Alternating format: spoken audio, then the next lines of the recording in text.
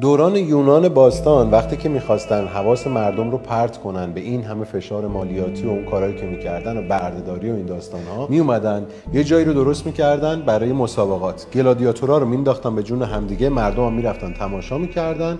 خب دیگه همه یادشون میرفت، همه میرفتن سرگرم دیدن دعوا و جنگ و خونریزی گلادیاتورها میشدن. امروزه همون اتفاق میفته.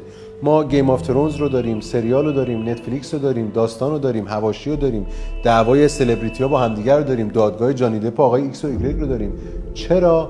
که یادمون بره بر ما داره چه میگذره و ما چه پتانسیل هایی داریم. من نوعی اگر بتونم یک لحظه از این صفحه اسکرین بزرگ ماتریکس چشم بردارم، آنگاه به خودم میام، آنگاه میفهمم که من کی هستم و چقدر توانمندی دارم. و من با شما بیننده گرامیم، حیف شما، چون من از اینجا ندید میدونم که شما مملو از توانمندی‌هایی، مملو از استعدادهایی، چون برای اینکه به خودت نیای 1000 مدل برات برنامه ریختن. اگر آدم مهمی نبودی اینقدر واسط برنامه نمیریختن.